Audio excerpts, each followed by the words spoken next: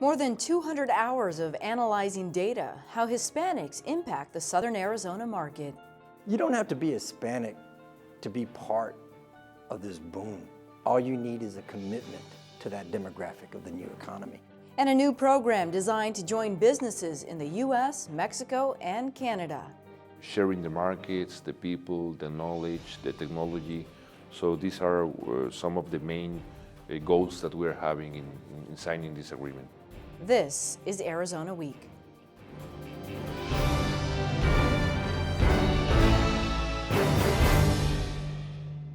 Just this week, the Tucson Hispanic Chamber of Commerce released its first ever Southern Arizona Hispanic Market Outlook, data from Pima, Cochise, and Santa Cruz counties. More than 1 million Hispanics in the region, representing 37% of the population. It's estimated by 2035, Hispanics will be the majority in the state. It took researchers from Telemundo nearly 6 months to compile the data. The end result? The economic strength of Hispanics is strong and showing steady growth in areas where the minority once lagged behind. Here's the president of the Tucson Hispanic Chamber of Commerce, Leah Marquez Peterson. You know, we've been providing statewide Hispanic market data for a number of years in partnership with the Arizona Hispanic Chamber, which was a great partnership. However, what we really wanted was more comprehensive data specific to Pima County, Santa Cruz County, and Cochise County. So I'd say about 1.5 years ago, we started researching additional partners that could come on and provide that kind of resource to us, and Telemundo came forward. They've been a great partner in providing a lot of secondary research specific to our market. How do they gather the research? They have a senior research team, Jack Kerfoot and Jessica Nielsen, who pulled the information together from a compilation of Scarsboro, Pew Research Center, U.S. Census data, a lot of different resources they have access to. As a chamber, we identified the areas or the categories we'd like them to focus on. So we asked for information on Hispanics in the Tucson area related to healthcare or education. We wanted to talk about Latino voting power, consumer buying behavior, things of that nature.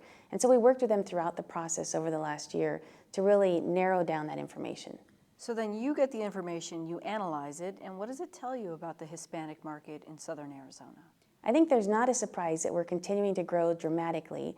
I think what we didn't have prior to with prior research reports was really drilling down into individual counties. As you know, our chamber has expanded beyond Tucson, and we're now in Douglas with a Douglas Hispanic Chamber, a Sierra Vista Hispanic Chamber, and an Ambos Nogales Hispanic Chamber. So it's important to us that we provide this detailed information for the communities we're serving. I think the surprise probably was the growth in the Hispanic small business owners. We've seen dramatic growth even over the last year, which is really encouraging. You've seen some real strides in lessening Hispanic dropout rates by each of the counties, with really Santa Cruz County leading that. And some interesting nuggets that I don't think we were able to see before when it was more statewide information. And what do you attribute that to? I mean, dropout rates are lower, education is increasing, spending is increasing. What do you attribute all those things to?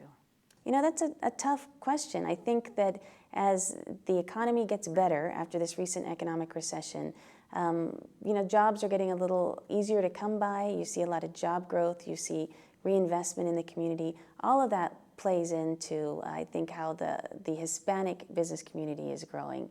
In relation to education, we're continuing to try and be role models to Latino youth throughout Arizona to talk about the importance of graduating from high school. You've seen efforts recently by our mayor of Tucson, by I know TUSD superintendent, that have tried to lead initiatives door to door, recruiting students to come back to schools.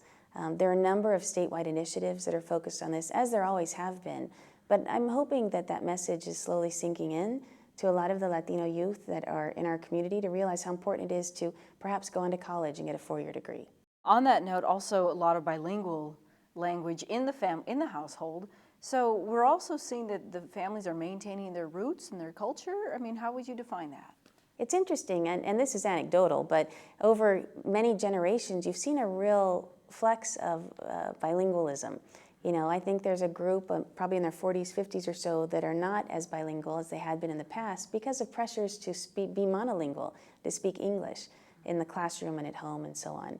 But this report showed that there was a large percentage of Tucson area Hispanics, I believe it was 72%, that are bilingual. So they're reading they're watching TV in Spanish, they're speaking Spanish at home, and that's interesting. So from a business perspective, when we work with many of the small and large businesses in our region, and they talk to us about translating marketing material or running an ad campaign, Spanish is important, and that's an important component of somebody's marketing plan.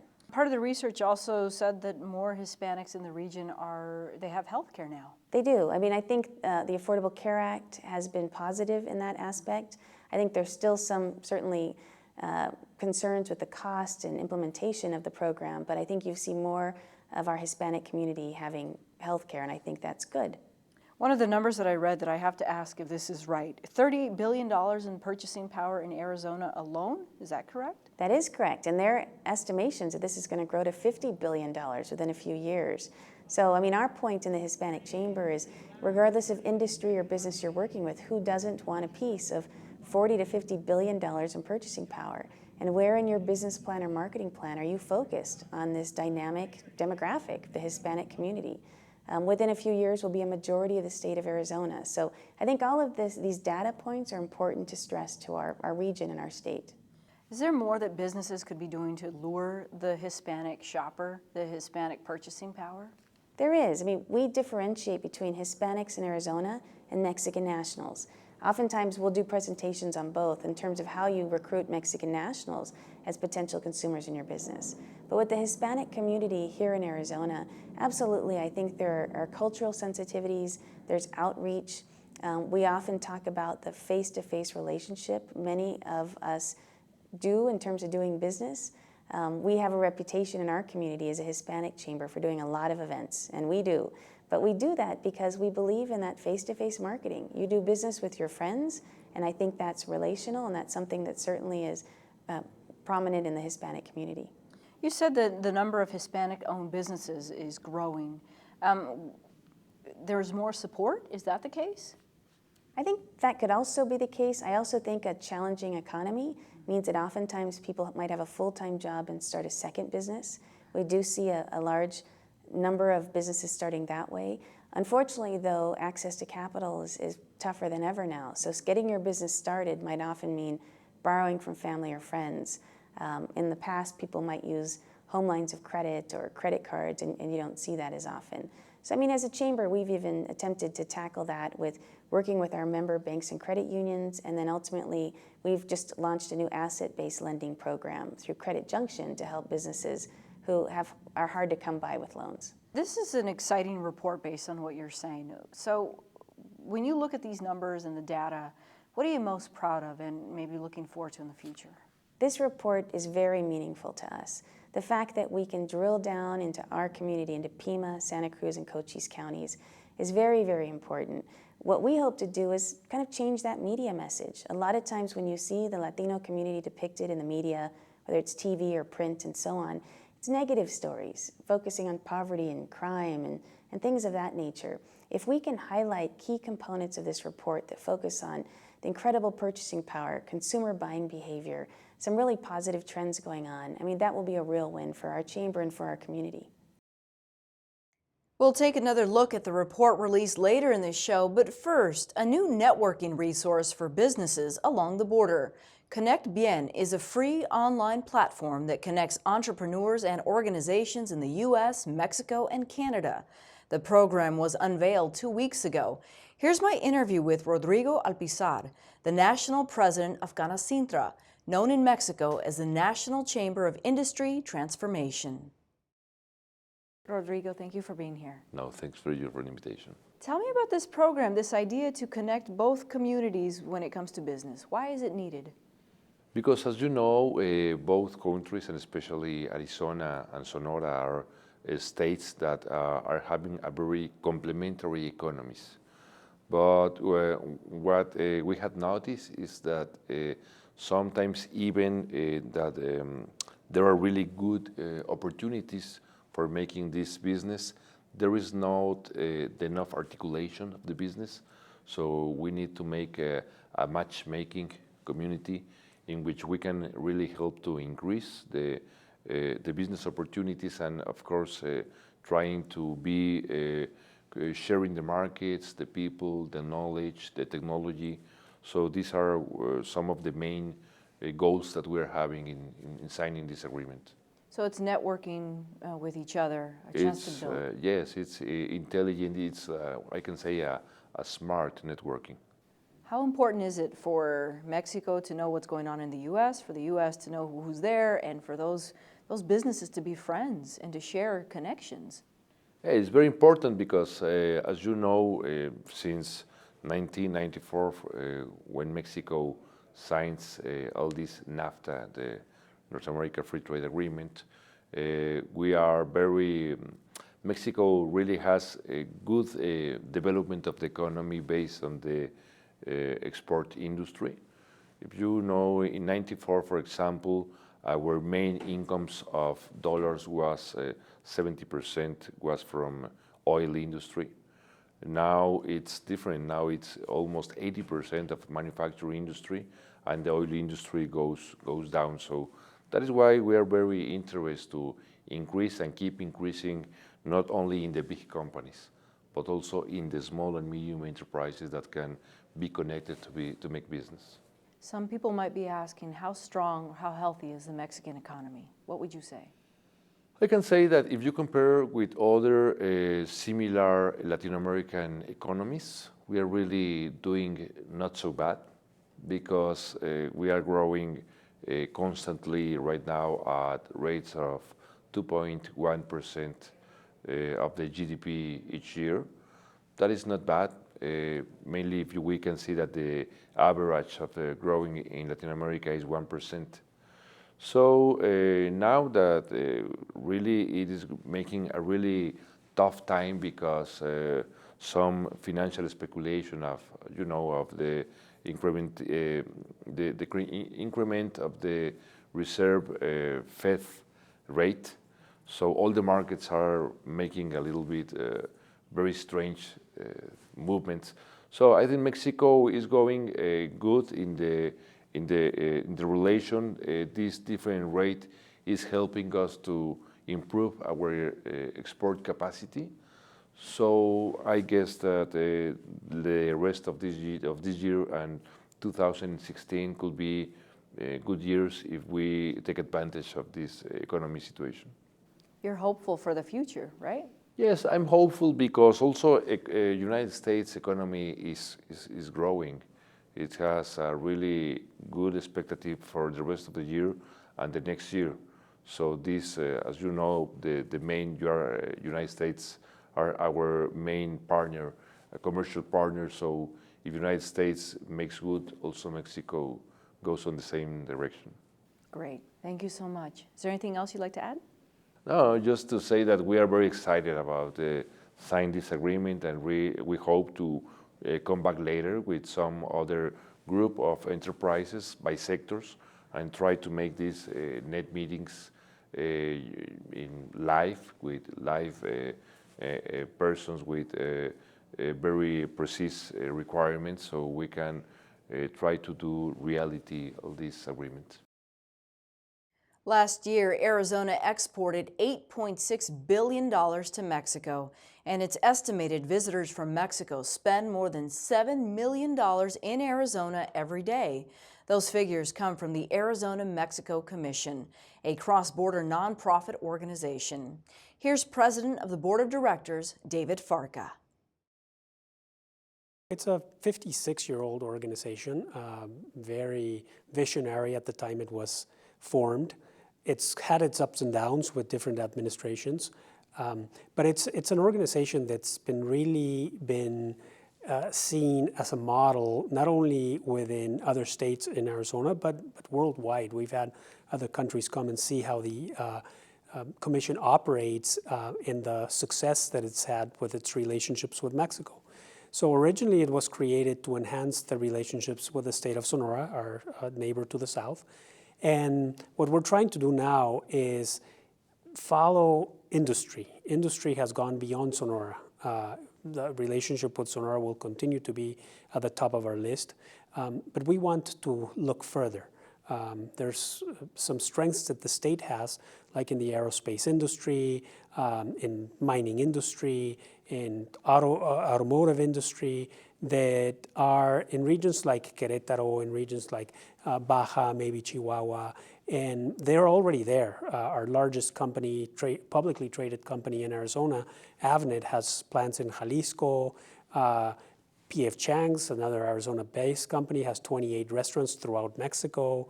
So I think we, as an organization, we've been lagging those efforts, and we want to bring those opportunities to other industries and to other businesses in the state of Arizona to, number one, really help with business development, with workforce development, with educational institutions, having that trade and research, having students go back and forth between universities, and just help to be the catalyzer of those relationships. Governor Ducey has traveled to Mexico and talked about the importance of the economies bouncing off of each other. Where do you see that going in the future? Well, it's encouraging, and it's nice to see a governor that has an interest in his number one trading partner. Arizona trades with Mexico about $16 billion a year. And for me, I couldn't fathom that an Arizona governor had not visited the Mexican capital in over a decade. So that was the first step that he took to reestablish those connections, to be able to re-engage, and not only at a government level, but he went down with a delegation of 40 business people from around the state, and really put them together with their peers to start talking, because business is done between people that are in business. Business is not done with government talking to industry. So that was the purpose of the trip, and it's just the first part of what we envision for the state. We are we're planning a couple of different meetings and events with industry from Mexico and Arizona to try to engage these people in conversations and really be somebody that can bring that business development to the state. How would you describe Arizona's economic picture?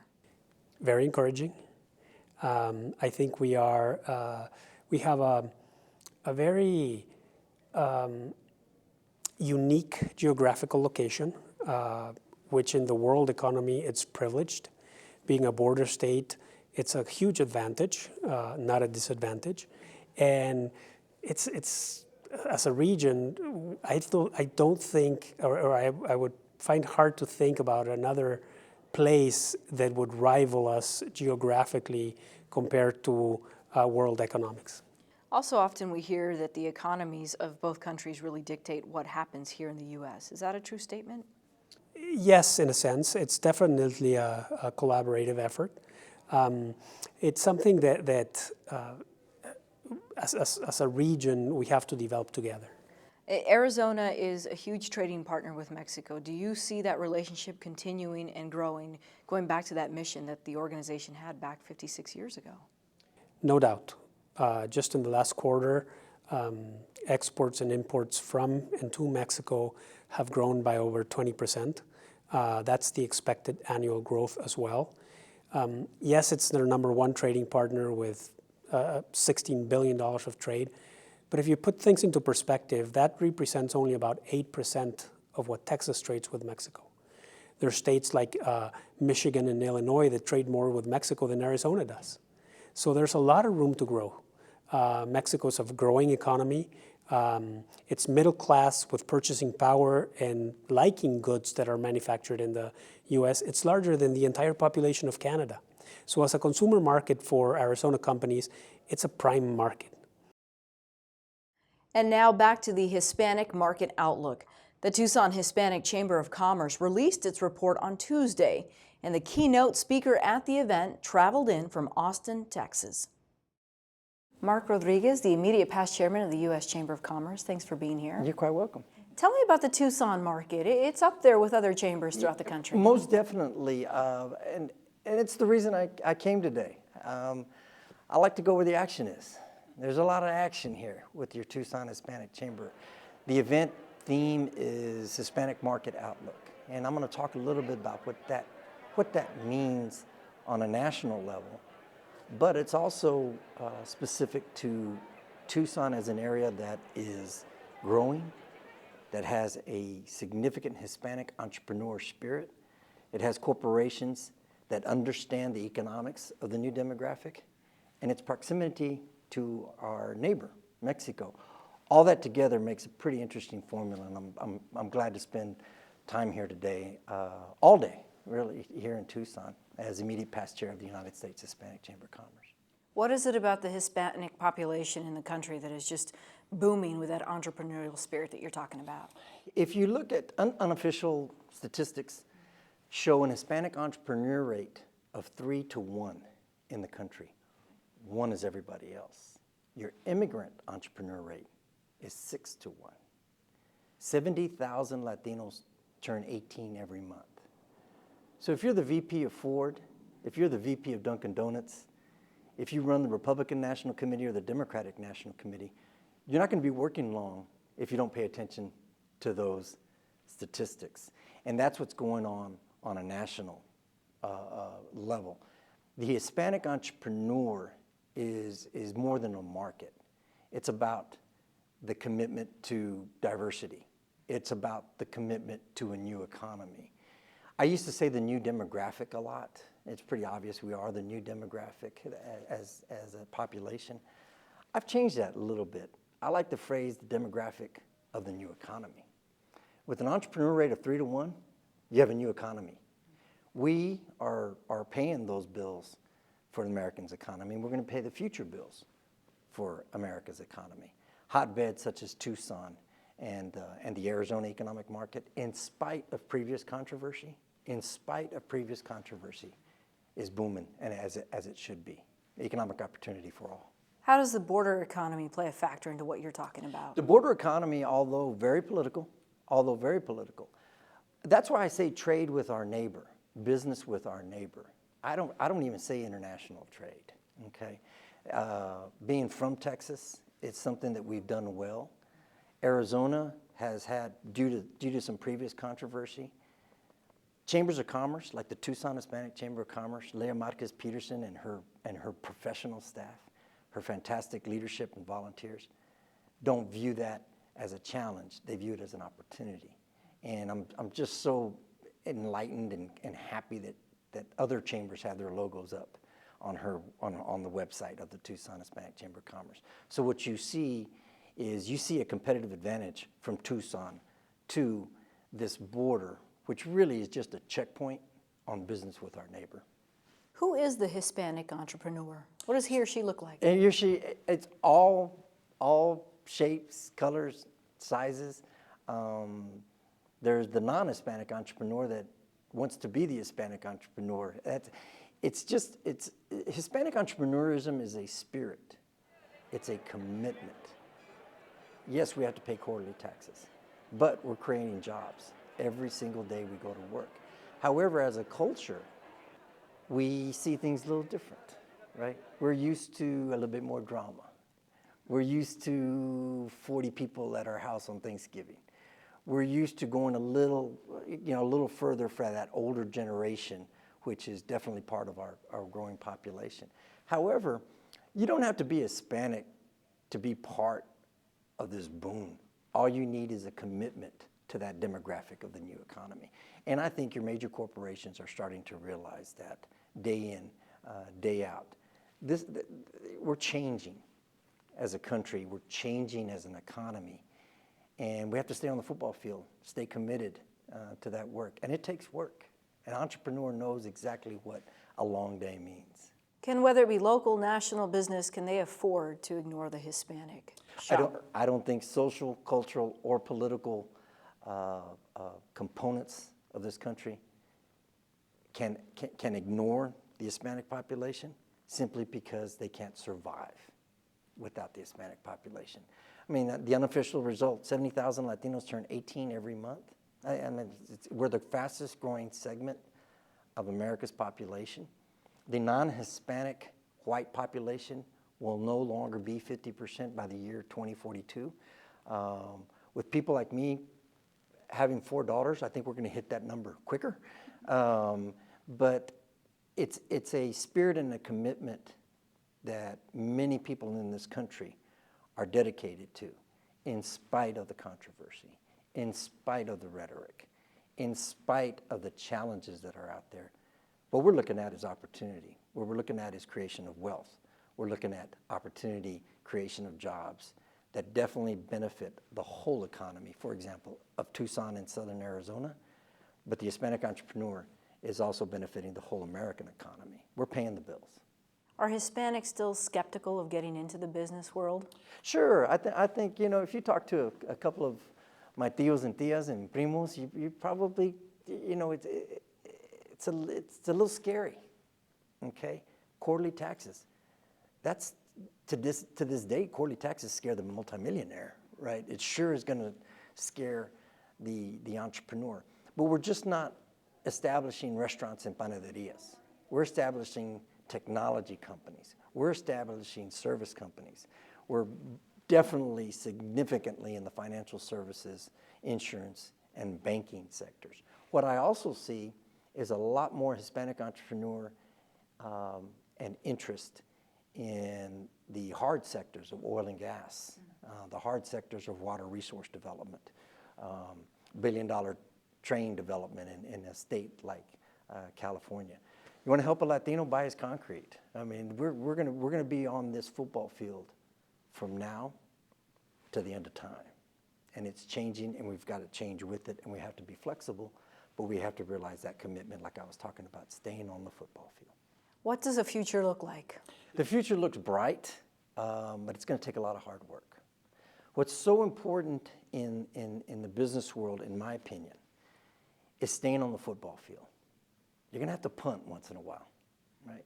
It's okay. You're not going to get a first down every time, but you have to stay on the football field. You have to stay on the football field.